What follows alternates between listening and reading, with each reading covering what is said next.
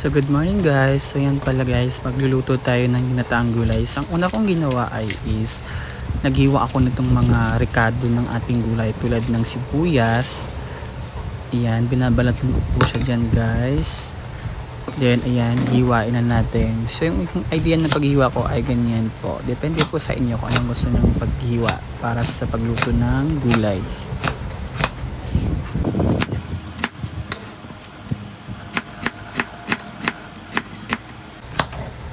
So ayan po, and then next, yung pangalawang ihalo natin sa gulay ay bawang. So ganyan din yung style ko sa paghihiwa ng aking bawang para mamaya sa pag-isa ng ating ginataang gulay. So ayan guys, tignan nyo na lang. Parang hirap na hirap ako dyan. Pero okay lang. Okay.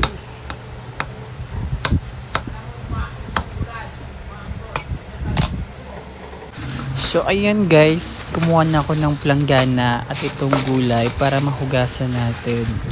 Syempre bago natin lutuin ang mga gulay natin, kailangan hinuhugasan natin para mukhang fresh from the farm.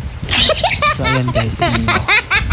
Yung gulay na nabili ko is 30 pesos lang isang balot. So halo-halo na yan, kompleto na yung nasa loob ng isang balot. O diba?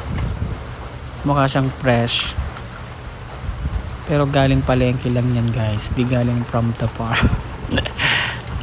So ayan guys, kumuha tayo ng kawali para magisa. So ayan, tapos na ako mag set up ng camera ko para makita nyo kung paano ako magluto. So naglagay na ako ng mantika. Oh my god, umusok. Diyos ko, anong nangyari, ba't umusok yung kawali ko bigla? Parang sasabo. So, grabe daming usok. Ano kaya yun? Nagulat siya sa mantika or nagulat siya sa paglagay ko? Bahala kayo mag-isip. Then next, lagay na natin yung ating mga sibuyas at bawang para magigisa. So igigisa lang natin to hanggang sa mga muy. Masarap na siya habang wala pa yung mga gulay. Joke lang guys. So ayan, hintayin nating mamula-mula. Mananamis-namis. Ayan, ang hirap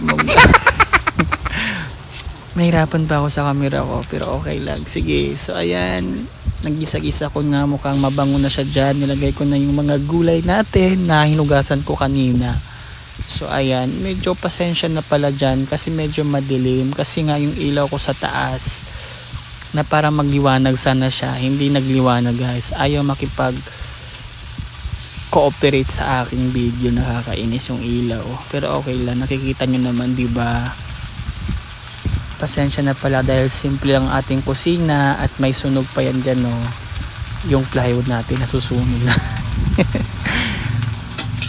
So ayan, haluin lang natin yan siya guys para naman balance lahat. Hindi yung kabila lang yung niluluto tapos yung kabila ay ilaw pa. So kailangan hinahalo natin yung mga niluluto natin para lahat naluluto, balance lahat.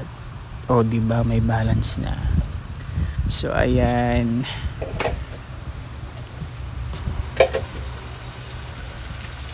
hintayin nyo lang siyang kumulo or lumambot.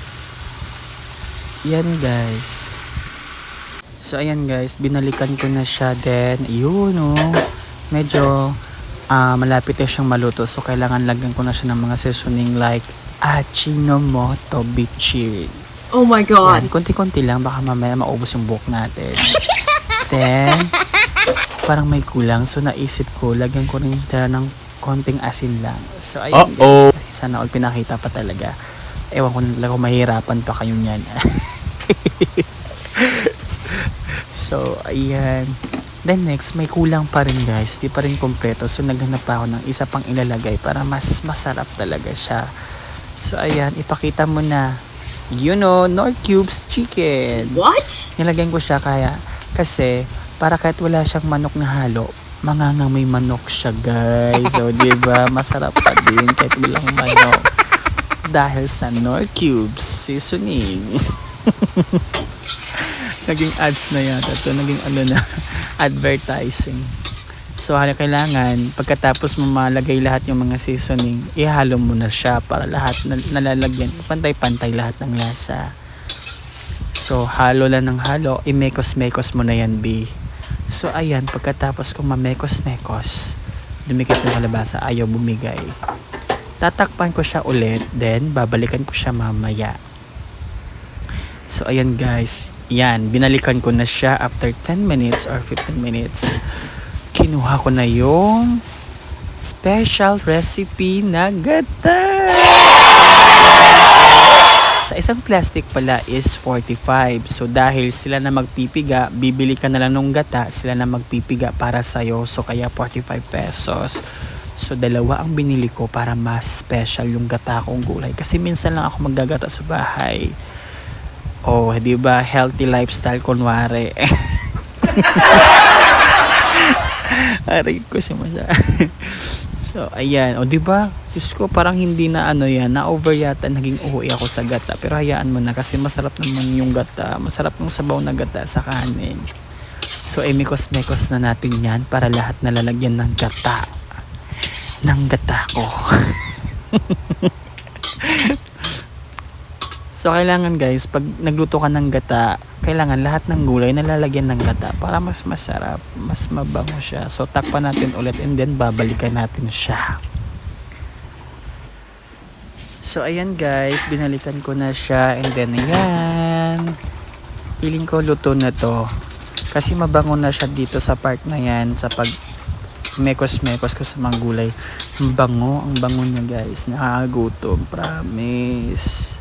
Ayan, tinignan ko kung malambot na yung kalabasa, yung mga talong, and then tinikman ko rin yung lasa kung ano na ba ang nangyari sa ginawa kong lutong ginataang gulay.